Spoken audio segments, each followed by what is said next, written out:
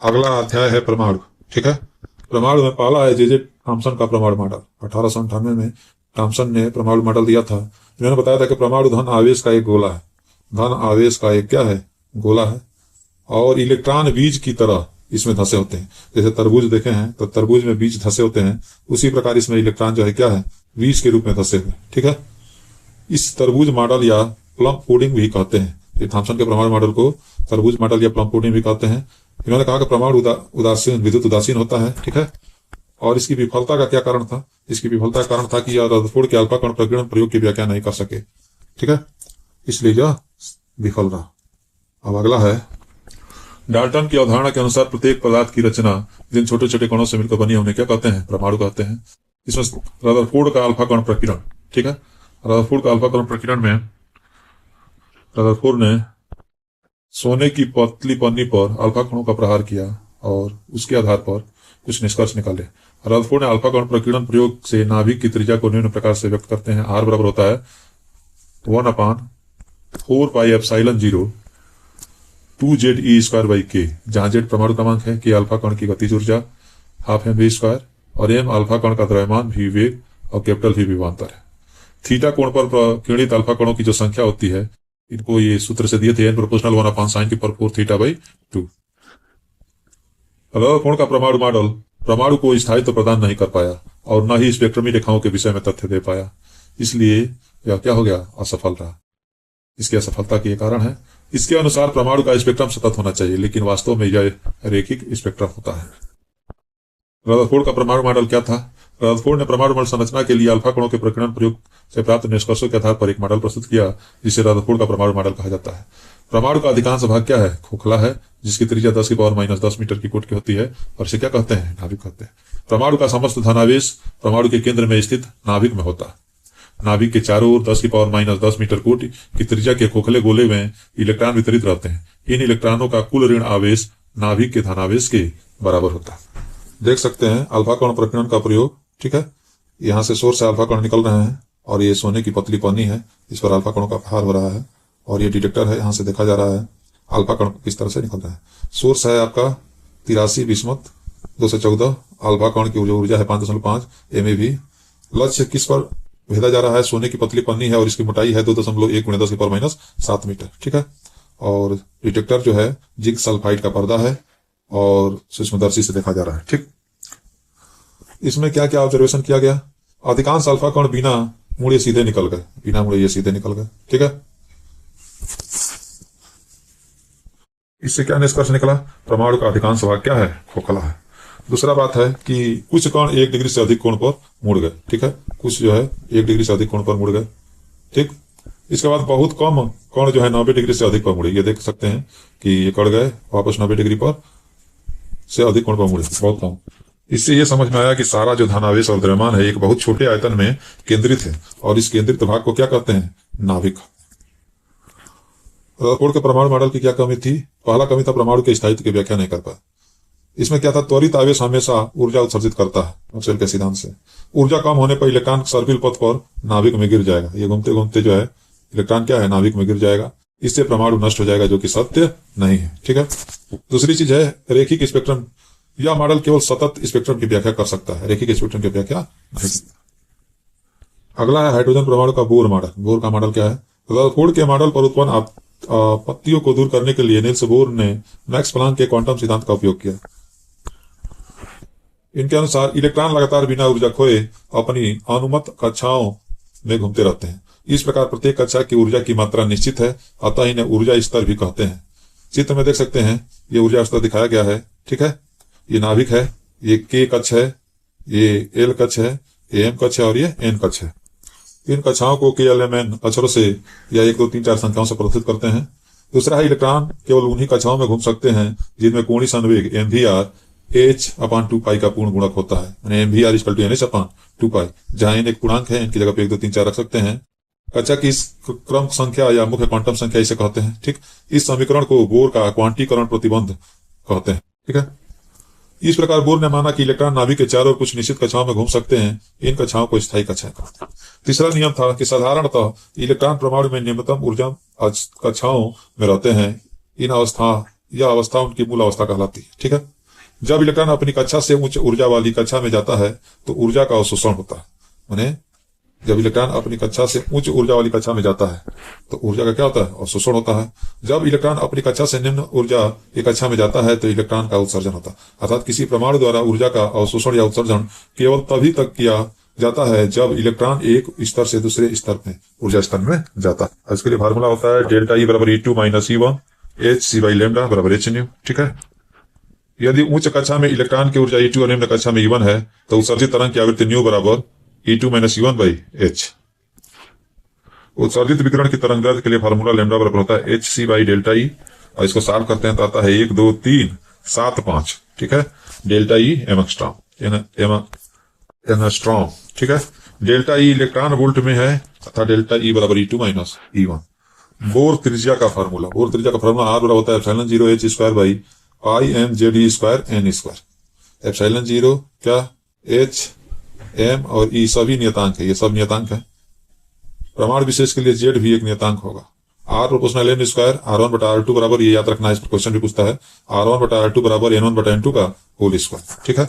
Bore ऊर्जा का formula क्या है? En इक्वल टू माइनस 13.6 बटे n square electron volt. En बराबर RCH बटे एन स्क्वायर।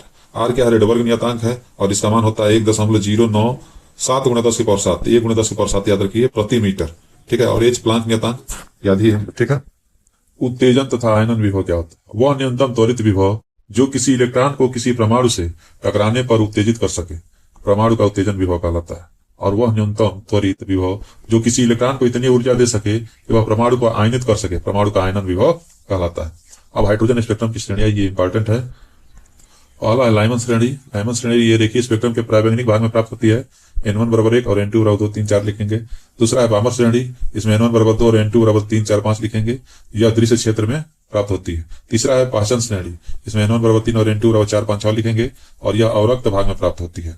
और चौथा है ब्रैकेट श्रेणी, इसमें N1 बराबर 4 और N2 बराबर 5 6 लिखेंगे, यह भी अवरक्त भाग में प्राप्त होती है। इसका ग्राफ ऐसे ही बना सकते हैं। N1 बराबर ये 1 हो जाएगा आपका। ठीक है। तो इसमें सबसे पहले लाइमन श्रेणी आती है।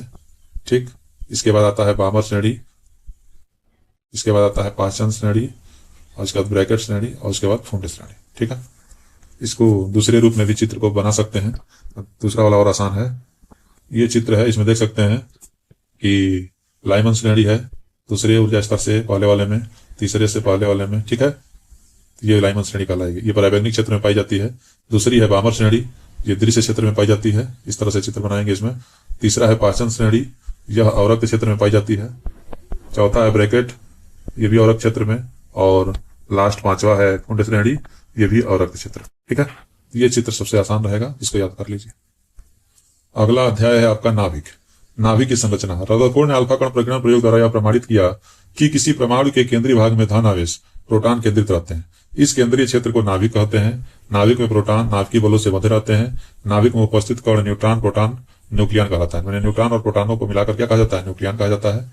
नाभिक की त्रिज्या का फार्मूला उन्होंने दिया था R बराबर R0 A की पावर 1/3। R0 नियतांक है, इसका मान होता है 1.2 गुणा 10 की पावर -15 मीटर। ए क्या है? द्रव्यमान संख्या है, तो R प्रोपोर्शनल हो गया A की पावर 1/3। विभिन्न नाभिकों की त्रिज्याएं भिन्न भिन्न होती हैं। नाभिक त्रिज्या को फर्मी में व्यक्त करते हैं। ठीक है। R बराबर 1.2 गुणा 10 की पावर A की पावर 1/3। ठीक है। 10 की पावर -15 को क्या बोलते हैं? फर्मी बोलते हैं। तो एक फर्मी बराबर 10 की पावर -15 मीटर होता है, तो उसी की जगह पे यहाँ पे रख दिया गया है। और ये मात्रक हो गया, मीटर में था, मीटर का फर्मी बन गया। ठीक है। सामान्यतः नाभिक का आकार गोलाकार होता है। कुछ नाभिक गोली आकार से विचलित हो जाते हैं और यह विचलन 10% ही होता है। नाभिकीय घनत्व सभी परमाणुओं के नाभिकों के घनत्व लगभग समान होते हैं। इस घनत्व का मान 2 गुणा 10 की पावर 17 किलोग्राम प्रति मीटर क्यूब होता है। परमाणु द्रव्यमान मात्रक 1 mu। कार्बन 12 परमाणु के द्रव्यमान के 1/12वें भाग को 1 mu कहते हैं। 1 mu का मान 1.6 गुणा 10 की पावर -27 किलोग्राम होता है और ऊर्जा में 931.5 MeV होता है। न्यूट्रॉन की खोज 1932 में जेम्स जेडविक ने की थी। ठीक है। ईंट पर नाच, ये याद करने का तरीका है, ईंट पर नाच। ठीक है। इलेक्ट्रॉन की खोज थॉमसन ने की थी। प्रोटॉन की खोज रदरफोर्ड ने की थी। और नाच न्यूट्रॉन की खोज जेडविक ने की थी। ठीक है। तो याद करने का एक तरीका है।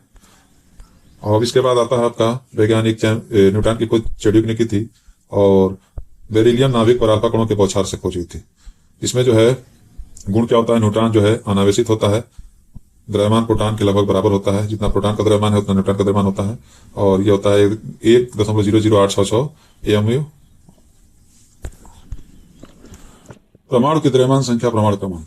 किसी तत्व के परमाणु के नाभिक में उपस्थित इलेक्ट्रॉनों की संख्या को उस तत्व का परमाणु क्रमांक कहते हैं। परमाणु विद्युत रूप से उदासीन होता है, इसमें इलेक्ट्रॉनों की संख्या परमाणु के नाभिक में उपस्थित प्रोटॉनों की संख्या समान होती है, अतः प्रोटॉन की संख्या भी परमाणु क्रमांक के बराबर होती है। ठीक है, परमाणु क्रमांक क्या है, परमाणु क्रमांक इलेक्ट्रॉनों की संख्या के बराबर होता है और उसमें परमाणु के नाभिक में उपस्थित प्रोटॉनों की संख्या के बराबर होता है, यानी परमाणु क्रमांक बराबर इलेक्ट्रॉनों की संख्या बराबर प्रोटॉनों की संख्या। द्रव्यमान संख्या ये बराबर क्या होता है, प्रोटॉनों की संख्या प्लस न्यूट्रॉनों की संख्या के बराबर होता है। फिर से आ गया परमाणु का द्रव्यमान मात्रक, के बताए थे 1 mu atomic mass unit. Carbon 612 के द्रव्यमान के 12वें भाग के को कहते हैं 1 mu। 1 mu बराबर होता है 1.6×10⁻27 किलोग्राम। ठीक है, अब आता है नाविकों का वर्गीकरण। नाविकों का वर्गीकरण 3 प्रकार से है। पहला है समस्थानिक या समप्रोटॉनिक।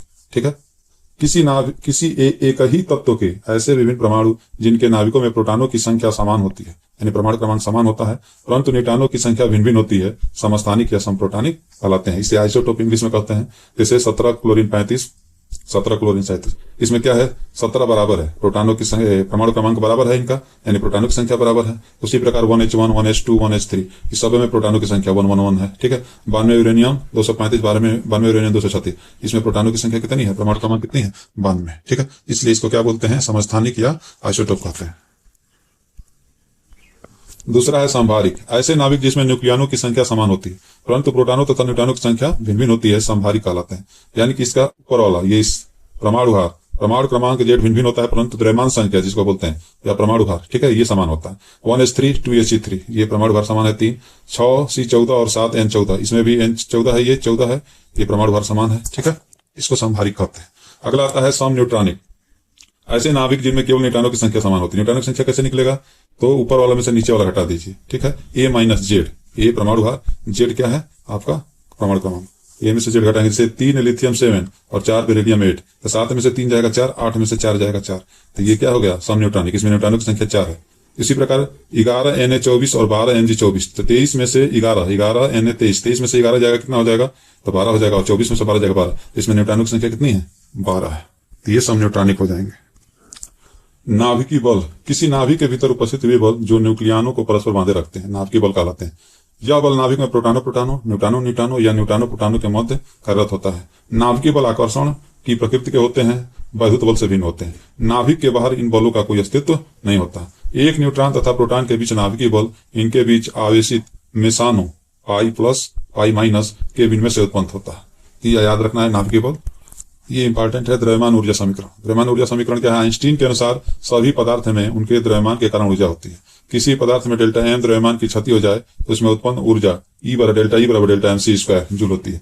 आइंस्टीन के अनुसार द्रव्यमान को ऊर्जा और ऊर्जा को द्रव्यमान में बदला जा सकता है इस फार्मूले से, जहां C क्या है, प्रकाश की चाल 3×10⁸ मीटर पर सेकंड होती है। आइंस्टाइन की द्रव्यमान ऊर्जा समीकरण कहलाता है ये। ठीक है, अब अगला हेडिंग है युग्म उत्पाद और युग्म विनाश। कोई ऊर्जावान गामा किरण प्रोटॉन किसी नाभिकीय पदार्थ से टकराता है, ये गामा प्रोटॉन टकरा रहा है नाभिकीय पदार्थ से, तो वह पदार्थ किसी नाभिक द्वारा अवशोषित कर लिया जाता है तथा उसकी ऊर्जा से एक इलेक्ट्रॉन और एक पॉजिट्रॉन की उत्पत्ति होती है। इस प्रक्रिया को युग्म उत्पादन कहते हैं और इसे इस तरह से दर्शाते हैं। तो ये चित्र को याद रखेंगे। ठीक है, देख सकते हैं इस समीकरण में गामा प्रोटॉन है, इसमें एक पॉजिट्रॉन और एक इलेक्ट्रॉन की उत्पत्ति होती है।